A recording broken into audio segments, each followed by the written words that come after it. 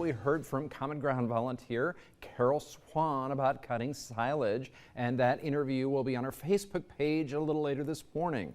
And now Karol is back with a recipe to share. Taryn is standing by now with more. All right, thank you, John. It is apple season, so of course we need to do a recipe with apples.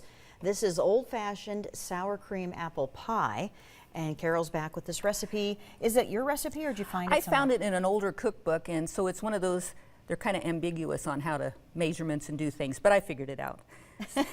So we start with sugar and flour and a little, just a teeny bit of salt, because that's just the way they cooked back then, I guess. Have you made this before, Karol? Yeah, I made it as a trial to see if it was edible, and it was. You got good reviews on it? I got pretty good reviews. Yeah, I got some nays, but I got mostly yays. Okay, good. And you kind of stir that together. Then we'll have a little bit of nutmeg, and then we'll give that another whirl. Vanilla. We'll put our egg in, and then the sour cream. And see, there's really no baking soda or powder in it. And so if you want to start stirring, okay, I'll put the sour cream in. And it's really, really fast, really easy, and it makes a nice batter. Like I said, it was kind of ambiguous, so you just kind of say, okay, I think that's about right. And then we'll stir that, then we'll put just apples, and I use Pink Lady apples.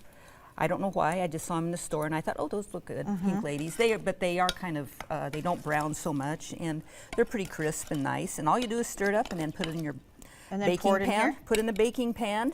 Okay. And we're going to do things a little different, but what you do is bake that about a half hour, and then after a half hour's up, you put the topping on, but we're going to just put the topping on anyway, just as a demonstration, and it'll bake, Okay.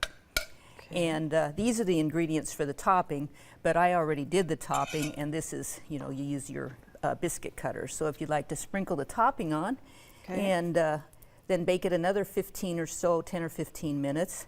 And it looks jiggly when you bring it out, but then you let it set and cool, because it'll be pretty hot when you take it out. And you can cut it, and it keeps keeps really well in the refrigerator. You can eat it when just warm, but if you put it in the fridge and eat it chilled a little bit, it's really good. And this is like 8 by 8? 8 by 8. 8 by 8 pan, yeah. Okay, and so this is That's how it looks when it looks comes like, down. Yeah. Looks great. And when the 30 minutes is up and the 40 minutes after the topping, it's going to be done. Even though it may not look done, it's going to be done. I like how moist it is. Yeah, it's really, really moist. And the sour cream isn't strong because we put plenty of sugar in. Yeah, no, this is the great. little nutmeg and the other flavorings. And I like lots of vanilla anyway. I do too, yeah. More is better. This is good, Karol.